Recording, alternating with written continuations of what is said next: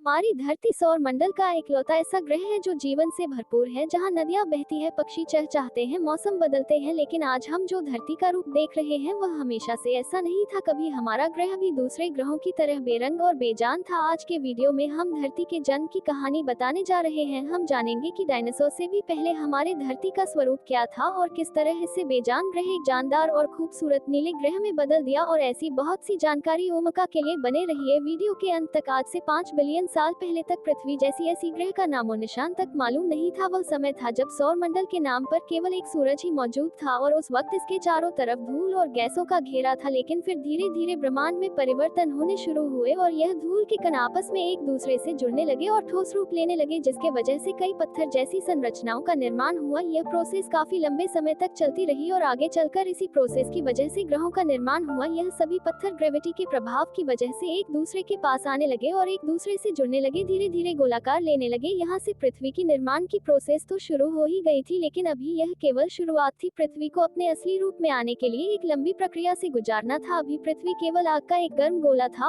और इसका तापमान 12,000 डिग्री सेल्सियस से भी ज्यादा था। इसके चारों तरफ खोलते लावा के समुद्र थे, चारों तरफ कार्बन डाइऑक्साइड और नाइट्रोजन का घेरा था, ना ही वायुमंडल था, ना ही पानी का नामो निशान था। यहाँ तक कि पृथ्वी पर अभी ठोस सतह भी नहीं थी। लेकिन इसके बाद कुछ ऐसा हुआ जिसने हमारे ग्रह को पूरी तरह बदल दिया। थिया नाम का ग्रह, जिसका आकार मंगल ग्रह के समान था, 15 किलोमीटर प्रति सेकंड की रफ्तार से आकर पृथ्वी से टकराई। दोनों ग्रहों का आपस में टकराने से पृथ्वी का आकार बड़ा हो गया। थिया ग्रह जब पृथ्वी से टकराया उस समय पृथ्वी का एक छोटा सा हिस्सा अलग होकर पृथ्वी के चारों ओर घूमने लगा, जो आज पृथ्वी का अकेला प्राकृतिक उपग्रह और हमारा प्यारा चंद्रमा है। शुरू में हमारा चांद हमसे इतनी अधिक दूरी पर नहीं था, लेकिन फिर वक्त के साथ है और कई खगोलीय घटनाओं की वजह से चांद से पृथ्वी की दूरी बढ़ती गई। अब क्योंकि हमारे पृथ्वी का आकार काफी बढ़ चुका था तो इसका गुरुत्वाकर्षण भी बढ़ गया था। अभी तक इसके वायुमंडल का निर्माण नहीं हुआ था। ऐसे में अपने आसपास के एस्टेरॉइड को अपनी ओर आकर्षित करने लगी, जिससे पृथ्वी पर उल्का पिंडों की बारिश हुई, यानी कि एस्टेरॉइड बमबार्ड होने लगी, जिससे एक बार फिर पृथ्वी का तापमान बढ़ने लगा और तापमान बढ़ने से निकलने वाली गैस ने पृथ्वी के चारों ओर वायुमंडल का निर्माण करने में काफी मदद की। वही एस्टेरॉइड अपने साथ पानी की कुछ मात्रा भी लेकर आए। जी हाँ, पृथ्वी पर जो पानी है वही एस्टेरॉइड की वजह से ही आया, ऐसा वैज्ञानिकों का मानना है। जब एस्टेरॉइड का बारिश बंद हुई तब पृथ्वी का तापमान भी गिरने लगा। तब धरती पर मौजूद पानी की वजह से धरती का तापमान कई डिग्री सेल्सियस तक नीचे गिर गया, लेकिन अभी भी धरती का वातावरण जीवन के अनुकूल नहीं था। फिर धीरे धीरे वक्त के साथ पृथ्वी के वातावरण में परिवर्तन आने लगी और धीरे धीरे पृथ्वी का तापमान कम होता गया और पूरी पृथ्वी बर्फ से जम गई, इसलिए इसे प्रथमाइस कहा जाता है। इसके बाद करोड़ों सालों तक बर्फ के नीचे डकट ज्वालामुखी फटने लगे। ज्वालामुखी से निकलने वाली गर्म गैसों ने बर्फ को पिघलाने का काम किया। वायुमंडल ठंडा होकर बरसने लगा। कई सालों तक वर्षा होती रही, जिससे बड़े बड़े महासागरों का निर्माण होने लगा और इसी से महाद्वीप और आइलैंड की निर्माण शुरुआत हुई। लेकिन अभी भी धरती पर वायुमंडल मौजूद नहीं था और एस्टेरॉइड आकर धरती से टकरा रहे थे। ऐसे में एक एस्टेरॉइड जब धरती से टकराया तो उसकी वजह से पानी में कई केमिकल रिएक्शन हुए और उसकी वजह से कई सेल्यूलर बैक्टीरिया की विकास हुआ। कई सालों तक इसी रूप में धरती पर निवास करते रहे और बाद में यह अपनी तादाद को बढ़ाया और समुद्र के कोने कोने में फैल गए। सूरज की ऊर्जा जापानी से मिली तो उसने